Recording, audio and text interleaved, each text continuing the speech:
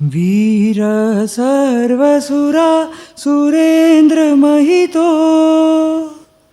वीरं बुधा संश्रिता वीरेणाभिहत स्वकर्मनिचयो वीराय नित्यं नमः।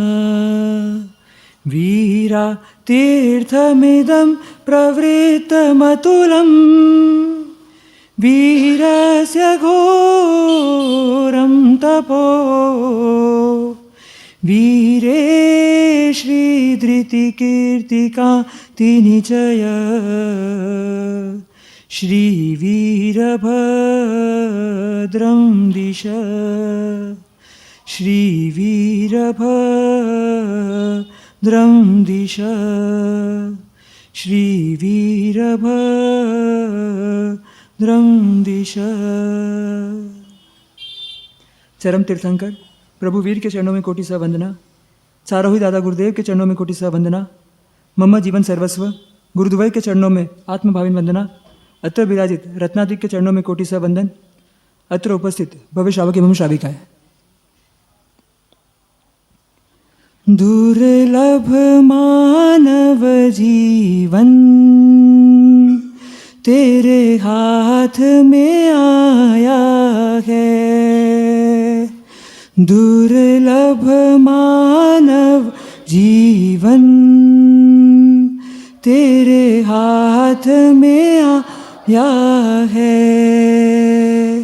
इस क्षण भंगुर जग में इस क्षण भंगुर जग में मन क्यों ललचाया है। दुर्लभ मानव जीवन तेरे हाथ में आया है। दुर्लभ मानव जीवन तेरे हाथ में आया है। परमात्मा ऐसा फरमाते कि ये अति दुर्लभ मानव जीवन बहुत ही मुश्किल के साथ हमें ये मिला है, और मिलने के साथ ही क्या बस हम धाप गए कि बस ये जीवन मिल गया और हमारा काम हो गया। पर क्या ये दुर्लभता बस खाली मानव जीवन के प्राप्त से संपूर्ण हो जाएगी? तो ऐसा नहीं। तो कैसा कि अगर दुर्लभ ये जीवन मिल गया, पर जीवन मिलने के बाद करना क्या?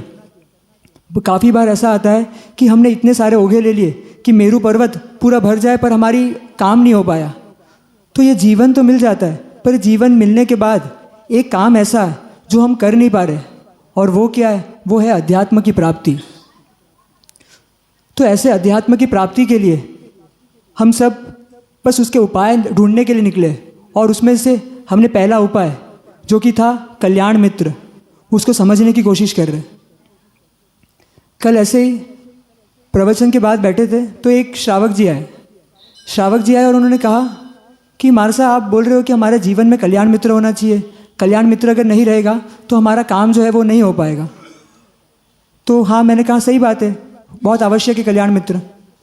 फिर उन्होंने जवाब दिया कि हमें तो बचपन से ही कल्याण मित्र मिले हुए। बोले किस प्रकार से?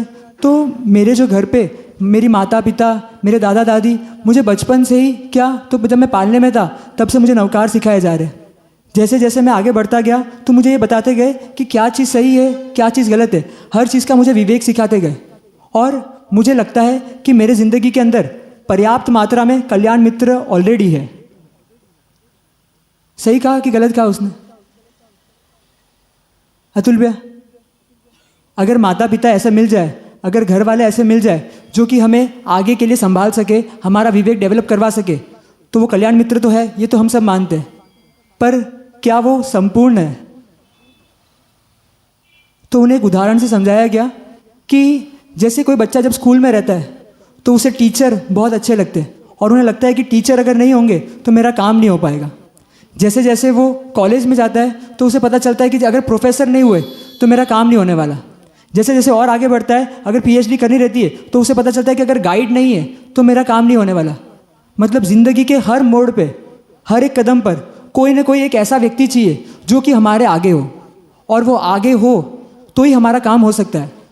अगर हमने ये सोच लिया कि मेरे पास तो आज के दिन में पर्याप्त मात्रा में कल्याण मित्र है, तो हमारी जो कल्याण मित्र ढूंढने की जो सोच है वो वहीं पर रुक जाएगी। और अगर वहाँ पर सोच रुक गई तो हमने जो इतने सपने सोचे थे कि अध्यात्म का प्राप्त करने का, वो वहीं पर अटक जाएगा।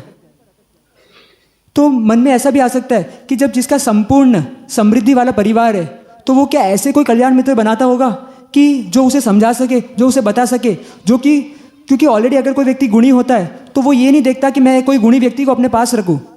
पर जब हम इतिहास देखते तो उसके अंदर उल्लेख आता है कि भरत महाराजा जब अपनी सभा में बैठते थे तो 8-10 व्यक्तियों को खाली क्यों रखा था कि बस मैं कोई भी गलती करूं तो आप ये मत सोचना कि मैं कौन हूं, मैं एक चक्रवर्ती हूं, मैं एक राजा हूं।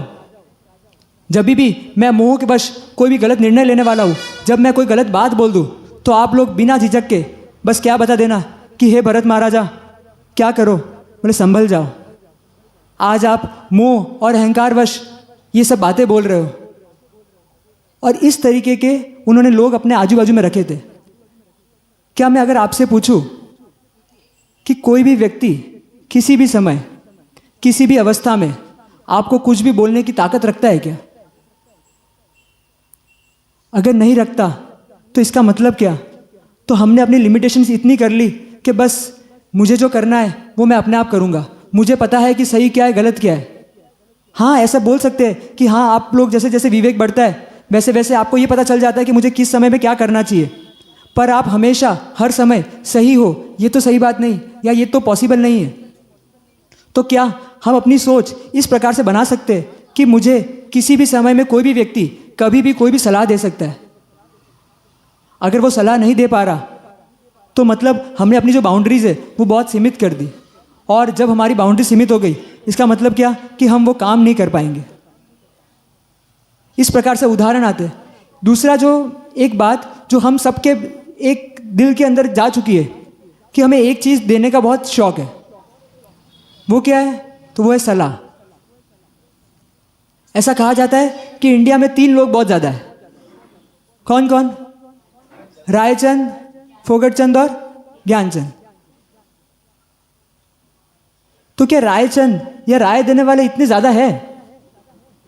क्या आप सभी को ऐसा लगता है कि हम बिना पूछे भी कोई ना कोई सलाह देते ही जाते हैं? चलो, किसी किसी का शौक रहता है कि हाँ उसे सलाह देनी है, सलाह देने में बहुत मज़ा आता है। क्यों? क्योंकि उसको लोगों के दुख देखे नहीं जाते। परमात्मा भी ऐसे थे जिनको लोगों के दुख देखे नहीं जाते थे। पर सलाह देनी कैसे और किस प्रकार की देनी? जब अभी पर्यूषण आए थे तो अपन ने एक दृष्टांत सुना था नाग केतु का। जब नाग केतु के पूर्व भव में जब उनकी माता ने क्या किया, तो उनकी माता ने उनको बहुत हैरान परेशान किया। खाना टाइम पे नहीं देते थे, पानी नहीं देते थे, बस एक जगह पर ऐसे बंद करके रख लेते थे। और ये बात बस उसके मन के अंदर द्वेष भाव चल रहे। किसके प्रति? उस माता के प्रति। माता के प्रति द्वेष चल रहे। वो सोच रहे कैसी माता मुझे मिल गई, कैसी दुष्ट माता है ये, मैं इसका सौतेला पुत्र हूँ। इसका मतलब ये थोड़ी कि ये मेरे साथ इतने सब ऐसा बिहेव करेगी, ऐसा बर्ताव करेगी। पर एक सहारा था उन्हें। कैसा सहारा? तो अपने मित्र के पास गए और जितनी भी घटना थी वो पूरी की पूरी उन्हें बताई। मित्र को पता था, क्या पता था? कि ये जो बोल रहा है ना, ये अभी गुस्से में आ चुका है, इसके अभी कषाय हावी है, इसीलिए ये सब बातें बोल रहा है। जब इसकी कषाय शांत हो जाएगी तो अपने आप इसके अंदर के जो भाव है, ये जो दुष्परिणाम जो इसके मुख से जो निकल रहे माता के प्रति, वो सब कम हो जाएंगे। और उसने बस सोच लिया कि इसे मुझे जागृत करना है। और जागृत करते करते किस तरीके से बताया? बस इस तरीके से बताया कि आपके साथ जो भी हो रहा है तो वो आपकी दुष्ट माता नहीं कर रही। अगर माता कर रही होती तो आपके जो भाई है उनके साथ भी ऐसा करना चाहिए था, वैसा तो नहीं कर रही। तो क्या चीज़ है जो आपके साथ ऐसा बर्ताव ला रही है? तो वो आपके खुद के कर्म है। जब उन्हें धीरे धीरे करके बार बार हिट कर दिया गया कि ये सब जो चीज़ें हो रही है वो आपके कर्म के कारण हो रही है, तो उन्हें अंदर वापस रियलाइजेशन हुआ कि ये सब तो क्या है, माता जो मिली है वो तो क्या है, वो तो एक पोस्टमैन है। और क्या लेकर आई है? बस जो चिट्ठी किसी और ने भिजवाई थी, और वो चिट्ठी भी किसकी, जब मैंने ही भेजी थी, वही मेरे पास वापस आ रही है। और जब वो वापस आ रही है तो किस रूप में आएगी, जिस तरीके से मैंने छोड़ी थी उसी रूप में तो वापस आएगी ना। ये धीरे धीरे करके उनके मन के अंदर से विचार आ रहे, और विचार आते आते आते आते क्या किया, तो उन्होंने अपना भव तो सुधारा ही सुधारा, और ऐसा भव सुधार लिया कि बस अगले भव में एक अवतारी हो गए, और उसके बाद किसको प्राप्त करेंगे, तो मोक्ष पद को प्राप्त करेंगे। तो सलाह तो दी उस कल्याण मित्र ने, उस मित्र ने उन्हें सलाह दी।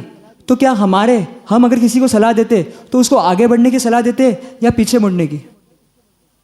अगर आप में से कोई लोग यहाँ पर सुबह 5 बजे प्रतिक्रमण करने आते और धीरे धीरे करके लोगों की संख्या धीरे धीरे कम हो गई, तो घर पे ऐसा भी विचार आया होगा कि ये जाना चाहिए नहीं जाना चाहिए।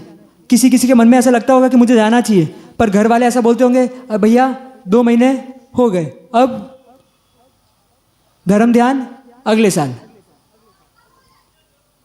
तो क्या ऐसे भाव देने वाले अपने सच में कल्याण मित्र है क्या? और अगर वो कल्याण मित्र नहीं तो वो क्या है? तो वो ऐसे मित्र है जो कि अपन को दुर्गति की ओर लेके जाने वाले। और ऐसे दुर्गति में लेके जाने वाले को पसंद किसने किया? तो हमने स्वयं ने पसंद किया।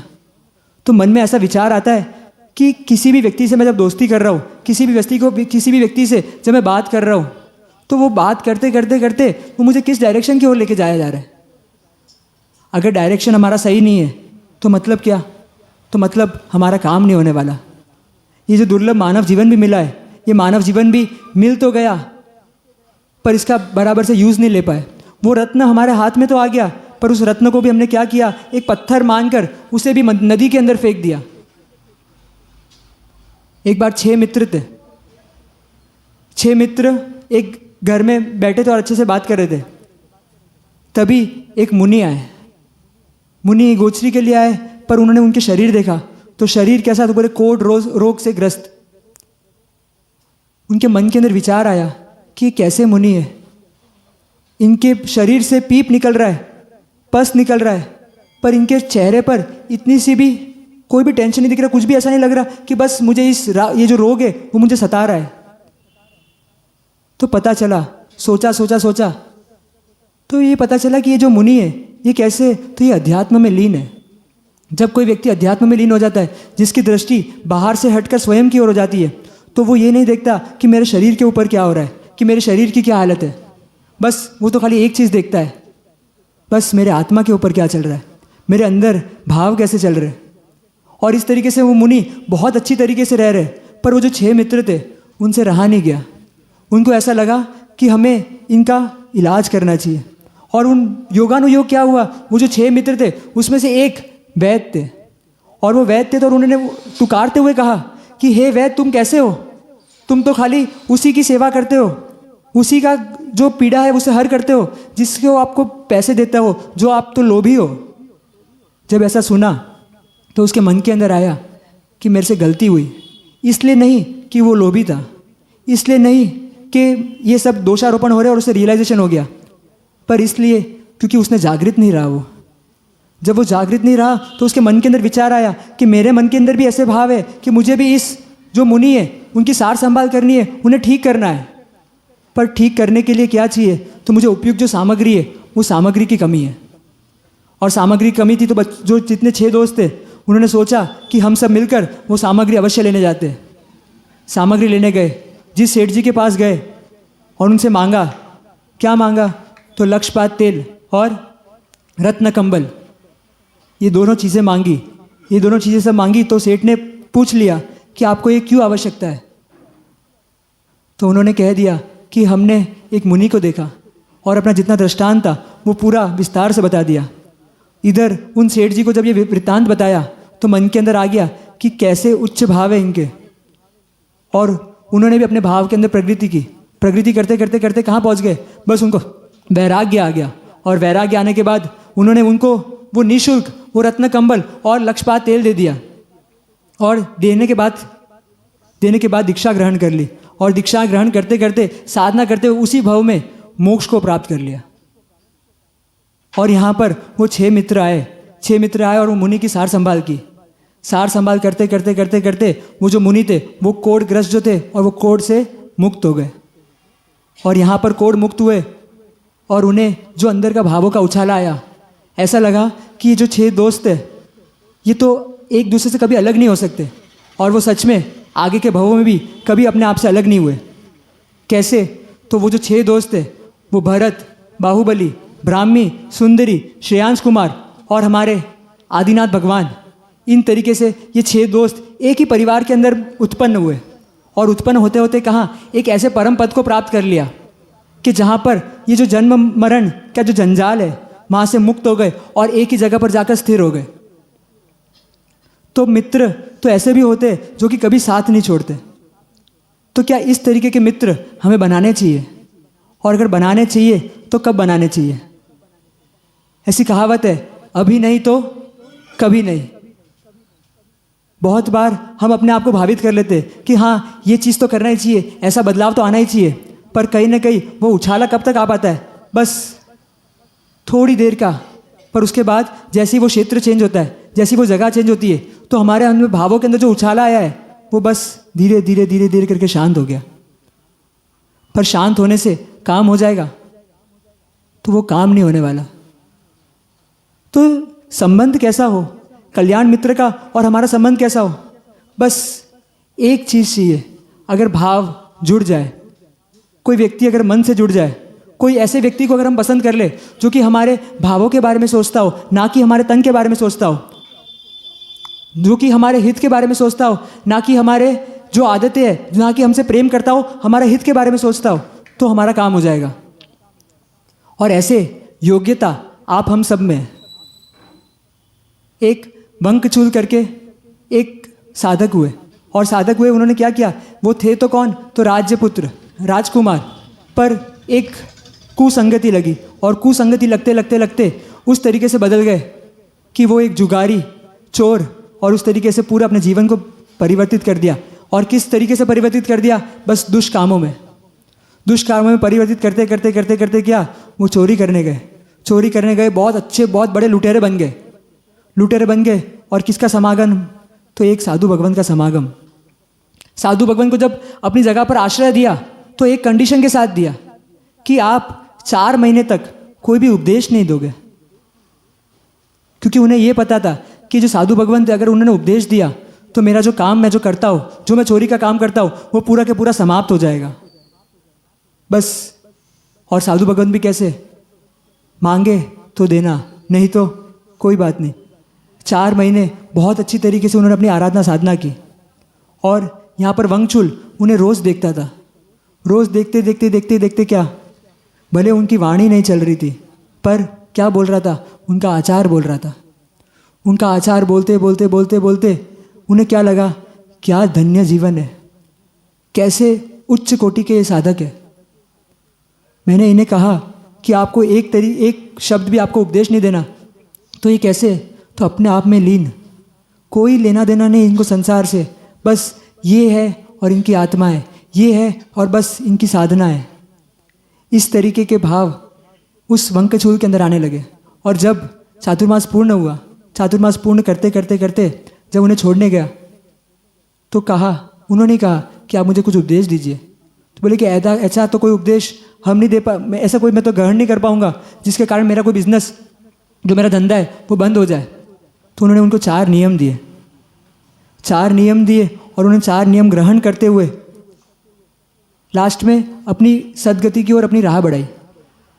मन में ऐसा एक क्वेश्चन आ सकता है कि इतना बड़ा चोर था, इतने दुष्परिणाम थे उसके, इतने कुसंगति थी उसकी, पर वो बदल कैसे गया? क्या साधु भगवान के समागम से बदला? क्या लगता है आपको पंकज भैया, किस लिए बदला होगा वो? साधु भगवान का समागम मिला इसीलिए बदला? तो साधु भगवान का समागम तो हमें भी मिलता है, पर कहीं ना कहीं हमारे अंदर तो बदलाव नहीं आ पाता जो उसके अंदर आए। पर बदलाव कैसे आया? तो वो अंदर की पात्रता थी। वो क्या था? तो वो एक राजपुत्र था। जब वो राजपुत्र था तो उसके अंदर ये था, वो क्षत्रिय वाला खून था। मतलब उसे ये पता था कि क्या चीज़ सही है, क्या चीज़ गलत है। उसके अंदर वो ये ताकत थी कि मैं अपने आप को बदल सकता हूँ। संगति के कारण कहीं ना कहीं ऐसा हो जाता है कि हम जो चीज़ चाहते हैं वो चीज़ कर नहीं पाते। पर जब हमारी योग्यता रहे, जब हमारे अंदर वो सत्व रहे, तो हम वापस पीछे आ सकते हैं। और वो पीछे आए। तो इसी प्रकार का सत्व हमारे अंदर भी है, क्योंकि हमें बचपन से ही क्या मिला है, तो हमको बचपन से ही बहुत अच्छे संस्कार मिले, और संस्कार मिलते मिलते मिलते मिलते आज हमारी भी इतनी पात्रता है कि हम भी अपने आप को अध्यात्म की ओर लेके जा सकते हैं। पर अगर अध्यात्म की ओर अब नहीं लेके गए, अगर अब भी अपनी शक्तियों को नहीं पहचाना, वह हनुमान जी उस तट पर तो आ गए, पर अगर उस समय अपनी शक्तियों को नहीं पहचानते तो वो लंका नहीं पहुंच पाते। तो उसी प्रकार से अगर आज हमारे पास, हमारे अंदर जो शक्ति छुपी है, उसे अगर हमने नहीं पहचाना और ऐसे एक व्यक्ति को हमारा साथी नहीं बनाया जो कि हमको बस इस भव सागर से तिरा सके, तो हमारा काम नहीं हो पाएगा। तो ऐसी शुभ भावना कि आप भी अपने आप को भावित करो और अपने जीवन के अंदर एक ऐसे व्यक्ति को ले आओ जो कि आपको इस संसार सागर से तिरा सके। ऐसे कल्याण मित्र को ले आओ। इन्हीं शुभ भाव से विराम। ओम शांति शांति शांति।